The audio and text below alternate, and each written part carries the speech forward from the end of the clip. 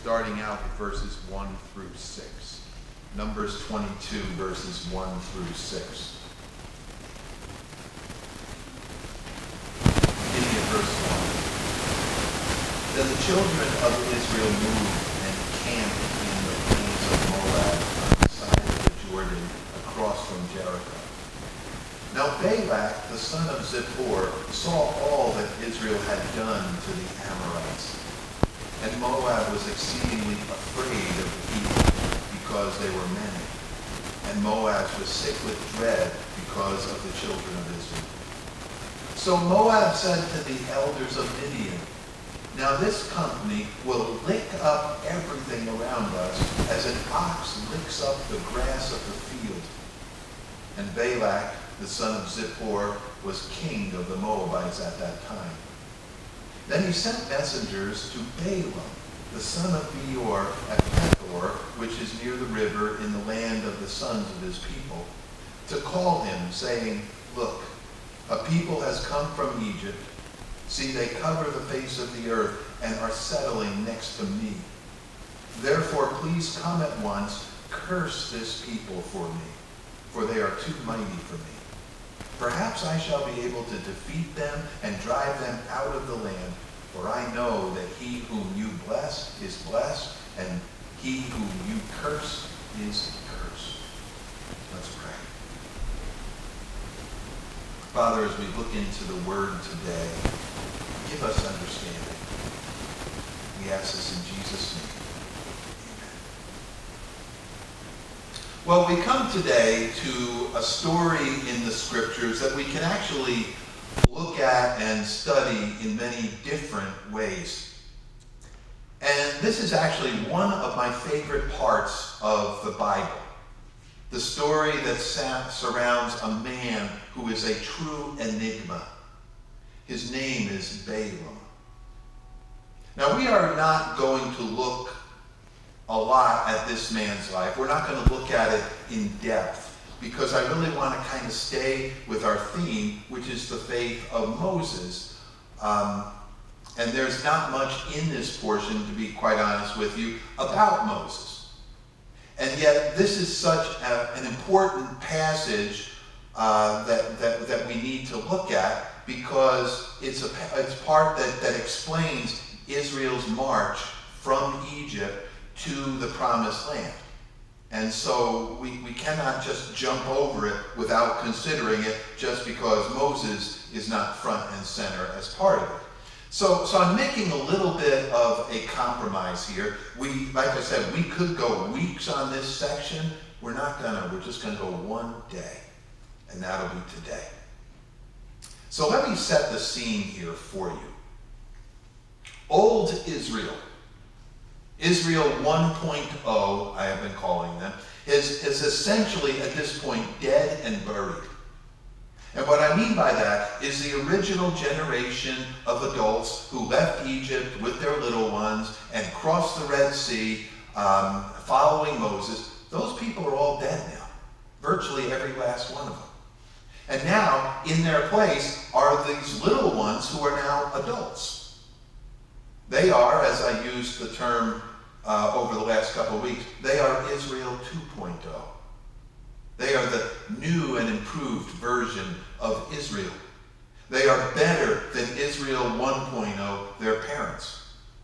You see, this new generation that has come of age, they have more guts, they have more backbone, they have more resilience, they have more faith than their parents, who all died in the wilderness, as God said would happen to them. And they are marching now toward the promised land.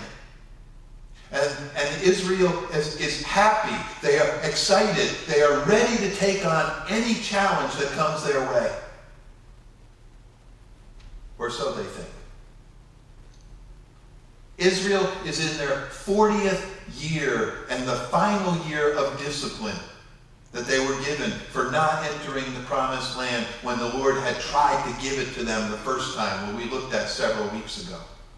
But this time, as the 40th year expires, they won't be denied. Or will they? You know, Satan our enemy, does not really care about our timelines. He did not really respect the idea that the Jews would do laps around the wilderness for 40 years, and then finally, when the 40 years were over, God's discipline was over, that they would just go right into the land. Satan did not care about that timeline at all. You see, he was going to try to keep them out of the land, no matter what God said. And Satan had a plan. And you know what he also had? He had a backup plan, unless in case the first plan didn't work. It's important to understand the cunning of our enemy. He can get us to be watching one thing, and so we should never underestimate the devil. If we do so, we do it at our own peril. And I've thought about this an awful lot lately, as I have watched in fascination and yet in horror of how the devil can be such a master magician. He can get us to be watching one thing while his sleight of hand is going on, and he's doing something totally different than what we are actually watching for. Right now, you might not get exactly what I'm saying, but as this study unfolds today, I think you'll get it. We're going to travel rapidly through several chapters in this back part of the book of Numbers today. So let me set the scene. Look with me at verse 1. Then the children of Israel moved and camped in the plains of Moab on the side of the Jordan across from Jericho. Now, do you see how close Israel is here to the promised land? We know from the book of Joshua that Jericho would be the very first city that they would conquer when they crossed the Jordan River. And we are told here in verse 1 that they're right there. It was just across the river. They could likely see Jericho in the distance with their own eyes. That's how close they were.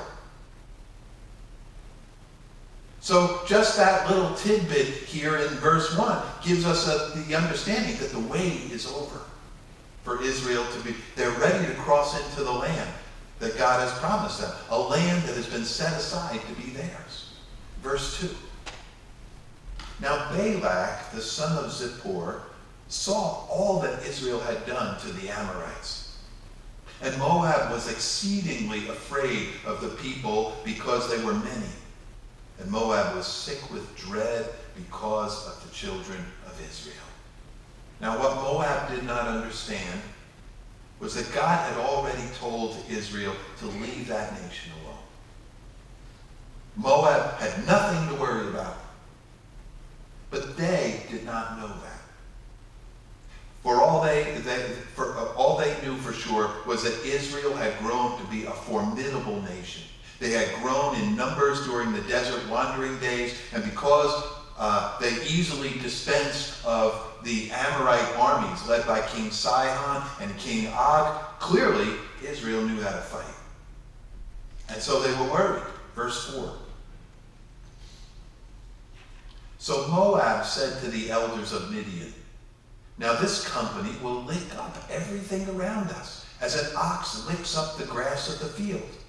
And Balak, the son of Zippor, was king of the Moabites at that time. So Balak, the king of Moab, was worried. He recognized that he could not overcome Israel militarily. And so Balak thought outside the box a little bit. Outside the box, as the expression goes. Now, don't ever get the idea that these pagan nations were not religious. For they were, for the most part, very religious, but also very wicked. For wickedness and demonic activity often go hand in hand. And demonic activity can look very formidable at times. And very miraculous, too. With demon influence comes a type of religious worship and belief. And so, since Balak felt that a military battle would be a bad idea, he decided that this would be a great time to plug into a different type of power. And that power would be of the unseen world. A world he truly believed in. Now understand that there truly is an unseen world around us. A world filled with angels and demons. A world under the ultimate control of the same God that Israel was following. But King Balak did not know about that part. He didn't know about the true God part. He only knew that there was power in curses, power in hexes and the like. In other words, he only knew the power of the fallen angels, the ones that we know as demons. They were the only ones that he had ever seen in his life do the miraculous. These demons, under the authority of Satan, can do amazing things. And the thing is, these demons, they hate mankind. They even hate humans who follow them. But they love to be worshipped. They love to be worshipped. Ultimately, that is what the devil wants more than anything, to be worshipped. And so demons will sometimes do things for men and among men to make sure that they are feared and followed. King Balak had seen their dark powers before. He did not know they were demons. He did not know that they hated him. He only knew that a good cursing upon his enemies would be really helpful around this time. And so, how did that all work? Well, Balak knew a guy. He knew a guy. Or at least he knew about a guy. A guy named Balaam. Balaam had a reputation of being in contact with the spirit world. And so with this in mind, King Balak contacted Balaam to try to hire him to curse Israel. Look at verse 5.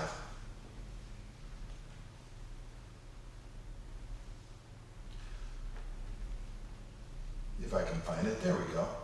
Then he sent messengers to Balaam, the son of Beor, at Pethor, which is near the river in the land of the sons of his people, to call him, saying, Look, a people has come from Egypt. See, they cover the face of the earth, and they are settling next to me. Therefore, please come at once, curse this people for me, for they are too mighty for me. Perhaps I shall be able to defeat them and drive them out of the land, for I know that he whom you bless is blessed, and he whom you curse is cursed. So this guy, Balaam, had quite a reputation. He was in essence a prophet for hire. Amazingly, he dealt not only with demons, but he also had times when he was in contact with the real God of all, with Yahweh, with the God of Israel. Now, how does that work? How do you be in contact with demons and the true God at the same time? Well, the answer is, I have no idea. The only thing I can tell you for sure is that the Lord uses all kinds of people, all kinds of things to administrate his perfect will upon the earth. Balaam was essentially a bad man. In the end of this study, we will find out that he is even worse than you might think. And that should be pretty bad already. Verse 7. So the elders of Moab and the elders of Midian departed with the diviner's fee in their hand. And they came to Balaam and spoke to him the words of Balak. So these people brought the diviner's fee with them. You see, this was Balaam's job. He made money at it by contacting the spirit world on behalf of humans who would be willing to pay for it. Verse 8. And he, Balaam, said to them, Lodge here tonight, and I will bring back word for you as the Lord, that is Jehovah, speaks to me. So the princes of Moab stayed with Balaam. Now for Balaam, this is just a transaction. He has no loyalty toward King Balak and probably no particular animosity toward Israel. It's just a job. Take the money, put a curse on one side. And apparently, from what it says in verse 8, before each time that he did such a thing, he would go and he would meet with the Lord. Or maybe sometimes he met with a demon. But this time he encountered the real God of the universe. Verse 9. Then God came to Balaam and said, "Who are these men with you?" So Balaam said to God, "Balak, the son of Zippor, king of Moab, has sent to me, saying, 'Look, a people has come out of Egypt, and they cover the face of the earth. Come now and curse them for me. Perhaps I shall be able to overpower them and drive them out.'" So now this sounds really transactional, doesn't it? But this time there's a difference. Because God says no. Verse 12. And God said to Balaam, "You shall not go with them. You shall not curse the people, for they are blessed." Now here's what I wanted to get to. In God's eyes, these people were blessed. Israel was blessed.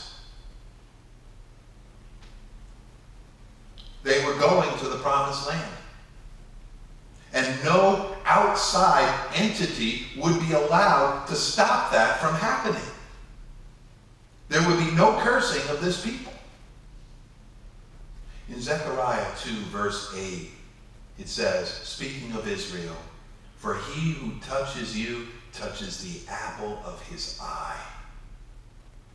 There would be no cursing of this people by Balaam or by any other prophet for hire. I want you to understand something. When God wants to give you a blessing, there is nothing from outside that can stop it from happening. Now, I'm not saying that there won't be battles along the way and difficulties to navigate. You'll remember that on the road to the promised land, Israel still had to fight battles.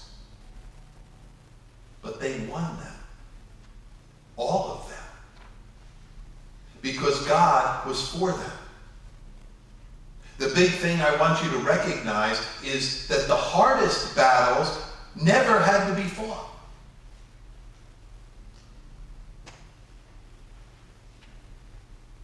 Why not?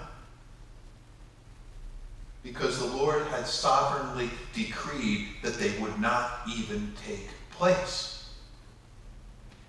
It is always in the hand of the Lord to do that. It is in his hand to decide which battles we may have to fight. And he gives us ones that we will win if we are faithful. Israel never had to fight through cursing of demons because God refused to allow it. My friends, if he took care of Israel that way, do you understand that he does that for his people today? It is not to say that you and I won't fight battles. We will. All the time. But as we walk before him in faithfulness, even our setbacks are just steps toward a greater glory. And ultimately, we will achieve what God wants for us, and he will pour out his blessings in abundance. Now, let me speed ahead. If you are not familiar with the story of Balaam, I recommend to you that you read it. You will not be sorry that you read it. Read all of it. It's a fascinating account. You've all heard about Balaam and actually having his donkey turn around and start talking to him in whatever language he was talking in. I don't know what language Balaam talked. But it's an amazing story, and I recommend that you take the time one of these days and go through it and the whole thing. But I'm going to summarize it here quickly because this is a study on Moses and on Israel, not on Balaam. Now, when God told Balaam, "You shall not go with them," you know what? Balaam was a little bit upset. because God said he could not curse Israel.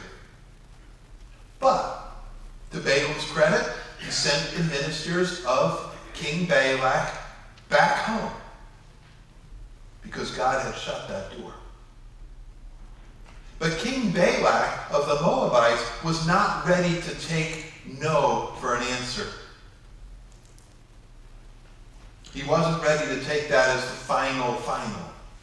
Rather, the king sent a second group of ministers, even more honorable than the first one, with more money than the first time, to convince Balaam to come and do his bidding of cursing Israel. And Balaam loved money. He loved money more than probably anything. And so when these people came to him again, he received them as guests, and he went back to God again. And essentially he said, "Pretty please, may I go?" The Lord was not happy about this. But for God's own purposes, we will see that his answer to his wayward prophet. Look at verse 20. And God came to Balaam at night and said to him, "If the men come and call you, rise and go with them. But only the word which I speak to you, that shall you do." So Balaam rose in the morning, saddled his donkey, and went with the princes of Moab. Now don't miss that last part of verse 20. Balaam would not be able to say whatever he wanted to say over Israel. He would not be able to say anything other than which God himself had put in his mouth. And the words that came out were certainly not the words that King Balak of Moab wanted to hear.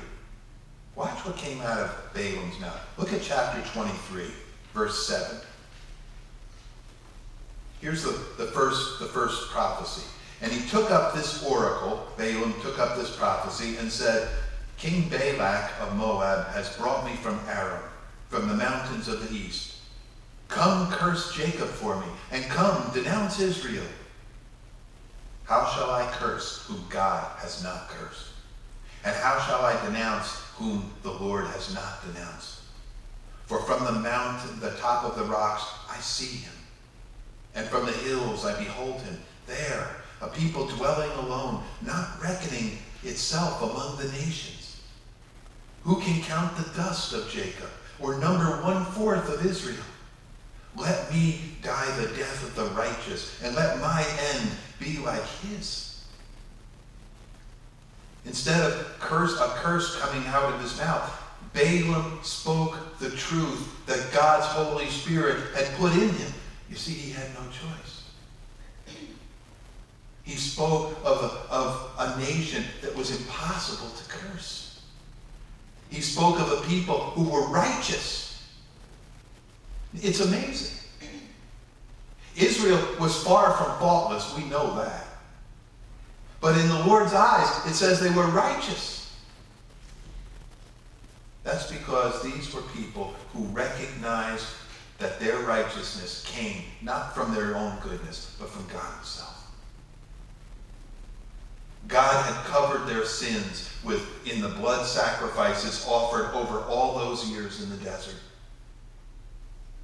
But that only worked. Those blood sacrifices, they only worked because every one of those sacrifices looked ahead to the ultimate and final sacrifice. The one that God would offer himself. The sacrifice of his own son on the cross. You see, Israel looked ahead. They looked centuries ahead to an atonement that had not yet happened, but that they knew would happen. They were looking ahead to the cross. They didn't know what was going to be the cross. They didn't know what it was going to look like, but they knew God was going to do something. They do that in the same way that we look back on the cross. We look back 2,000 years on it. They look forward centuries on it. And we are all saved by believing that the Lord himself would supply a lamb for the sacrifice for our sins. Read on, verse 11. Chapter 23, verse 11. Then Balak said to Balaam, "What have you done to me? I took you to curse my enemies, and look, you have blessed them bountifully. So he, Balaam, answered and said, must I not take heed to speak what the Lord has put in my mouth? So this was not working out as well as either King Balak or Balaam had hoped. It would only get worse. Balaam ended up prophesying a total of 4 times. And each one got worse for the Moabite king and his people. Look at the second prophecy, verse 20. Balaam says, behold, I have received a command to bless. He has blessed, and I cannot reverse it. He has not observed iniquity in Jacob, nor has he seen wickedness in Israel. The Lord his God is with him, and the shout of the king is among them. God brings them out of Egypt. He has the strength of a wild ox. Now watch this. For there is no sorcery against Jacob, nor any divination against Israel. It must now be said of Jacob and of Israel, oh, what God has done. Look, a people rises like a lioness and lifts itself up like a lion, and it shall not lie down until it devours its prey and drinks the blood of the slain. I love what it says here, especially in verse 23. In verse 23, it says, there is no sorcery or divination that can work against Israel. Balaam was saying that it was impossible to put a curse on this people. And because of this, Israel would rise up every morning and they would fulfill the will of God. My friends, have you ever worried that someone might try to put a curse on you? Seriously, do you know that people try to do that? There are a lot of religions that actually subscribe to curses on people and hexes on people. And I know some nominally Christian people who constantly thought that someone was putting a curse on them. And they would go through certain rituals to find out who and to lift the curse. Can demons carry out a curse? Well, to some extent, the answer is probably yes. But not against God's people who are walking with him. They cannot curse those who God has protected. When we live under the shadow of his wings, the enemy will not be able to do any such thing against us. I'm not saying that we won't experience hardships and trials. We all get those. But the curses of Satan and his minions? No. Verse 25. And Balak said to Balaam, neither curse them at all or bless them at all. So Balaam answered and said to Balak, did I not tell you, saying, all that the Lord speaks, that I must do? So King Balak is starting to catch on here, finally. Israel is a blessed people. The man should have cut bait right there, but he didn't. Verse 27. Then Balak said to Balaam, please come, I will take you to another place. Perhaps it will please God that you may curse them from there. So you know, it's kind of like, it's a different view. Instead of looking at them from over here, let's go over there and look. Maybe God will let you curse if we're looking from over there. How do you think that worked out? Well, look at verse 28. So Balak took Balaam to the top of Peor that overlooks the wasteland. And Balaam said to Balak, build me here 7 altars, and prepare for me here 7 bulls and 7 rams. And Balak did as Balaam had said, and offered a bull and a ram on every altar.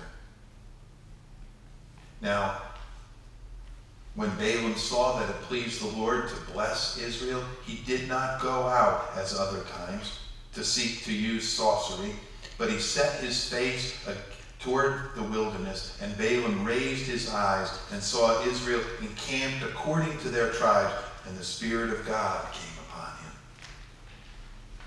And so here we go. And we're only going to just touch on a tiny bit of this. Verse 4 of chapter 24 and then verse 9. Verse 4, Balaam says, the utterance of him who hears the words of God, and who sees the vision of the Almighty, who falls down with eyes wide open. Verse 9, speaking of Israel, he bows down, he lies down as a lion, and as a lion who shall rouse him?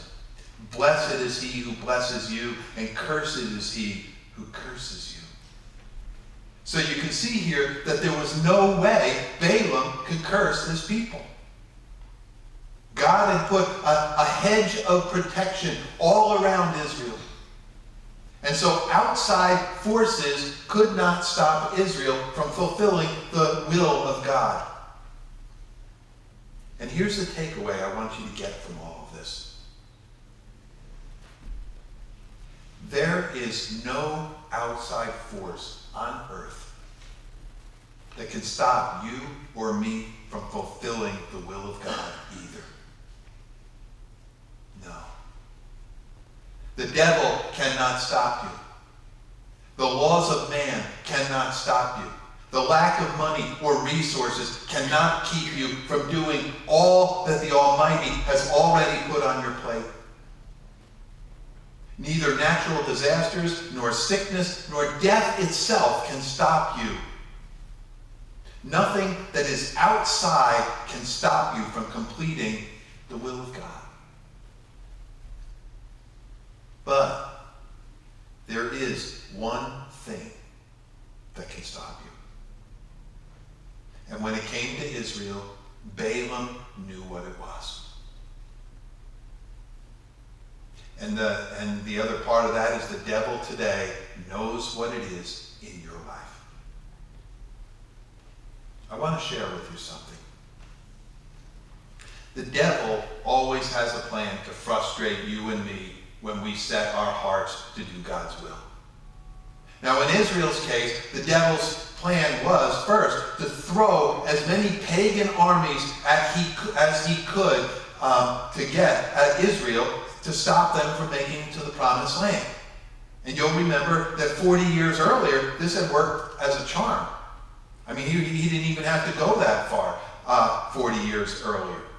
Because when Israel 1.0 just saw that there were giants in the land, oh my goodness, they fainted. They feared. And they refused to go into the land just because there happened to be an army there. And the devil bought himself an extra 40 more years of frustrating God's people, of keeping them out of the promised land, and ultimately of keeping a Messiah from being born there during that time. But that wasn't going to work against new Israel, against Israel 2.0. These people were not going to be stopped by any type of military army. And so the devil came to recognize this. And so did his servant Balaam. Did they give up? No. Rather, they switched tactics. Did you know that Satan almost always has a backup plan? And he had a fine backup plan this time. It was fine not because it was good, but because it was so insidious. And Israel 2.0 never saw it coming. And it was executed to near perfection. And at the center of it was this nefarious character named Balaam, the prophet for hire. Watch what happened. Look at chapter 25, verse 1. Now Israel remained in Acacia Grove, and the people began to commit harlotry with the women of Moab. They invited the people to the sacrifices of their gods, and the people ate and bowed down to their gods. Now I want you to understand the big picture here. There is nothing at all that King Balak or Balaam could do to curse Israel. We got that straight, right? Everybody's on the same page with that.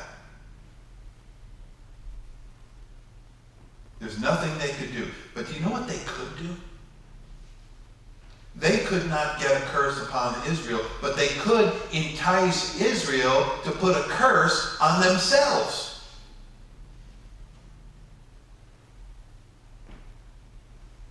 They could entice Israel to put a curse on themselves. And that is what we read here. This was a plan that Balaam himself came up with, as we'll see, to seduce the young men of Israel with Moabite women. Look at verse 3. So Israel was joined to Baal of Peor. That is, Baal of Peor is the idol. It is the false god that the Moabites worship. So Israel was joined to Baal of Peor, and the anger of the Lord was aroused against Israel. Israel was winning military battles left and right, and as we saw over the last couple of weeks. But here they got involved in sexual immorality with these women of Moab, and by this they took the blessings of God right off their own lives.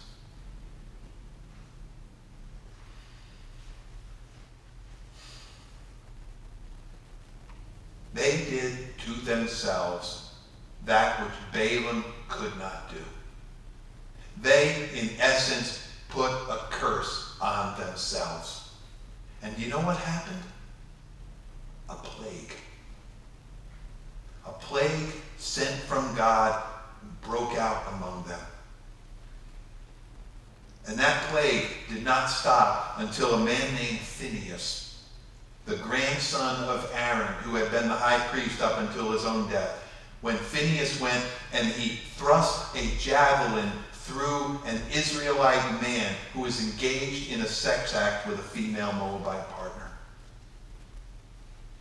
According to verse 9 of this chapter, 24,000 men of Israel died because of this. You see, all of this was Satan's backup plan. A plan that he put into the mind of Balaam. When Balaam could not curse Israel, he did not give up. Why not? Because he wanted the money. So he found a way to get Israel to do something to curse themselves. Now, how do we know this? Well, we know it because many chapters later, Moses tells us. Look at chapter 31, verse 16. Moses, looking back on this, says, "Look, these women caused the children of Israel through the counsel of Balaam to trespass against the Lord in the incident of Peor, and there was a plague among the congregation of the Lord." Now, why is this important to us? It's important because the devil has not changed his tactics in the thousands of years since this incident. When God calls you to a ministry, whether it is a ministry to one other person or to many, the devil cannot stop you. He can throw up roadblocks, even as he did to try to stop Israel, but Israel was ready for those. And they kept moving forward toward the promised land. But the devil always has a backup plan. Something to get you and me to just simply take our eyes off the goals that the Lord has put before us. In Israel's case, Satan's enticement was sexual immorality. It was something that was clearly sinful. But it doesn't have to be like that. This is what I want you to understand. It could be something that on the surface doesn't seem wrong at all. You see, the devil does not care. Whatever works, that's his motto. Whatever works. Just something that will take your eyes off the goal that God has set for you. Maybe it could be something that's pleasurable. Maybe it's position that you might attain. Maybe it's something pleasant to look at. Maybe it's a place to go. Maybe it's a new relationship. Maybe it is more wealth or a new toy of some sort. And that's why it can be so insidious. Satan's goal is to get our eyes off the Lord. Get us to look at anything else.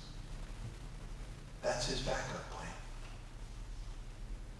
When he can't get you one way, he will try another. And the only way for you to overcome his plans is to keep your eyes on the goal that God has put before you. We need to keep our eyes on the Lord. The devil is a good devil. That is, he is good at what he does. Good at keeping us involved in all kinds of worldly pursuits, some which may even seem to have value. Don't forsake that which has eternal significance for that which only has significance in this life alone. Keep your eyes firmly on the Lord, and he will help you fulfill that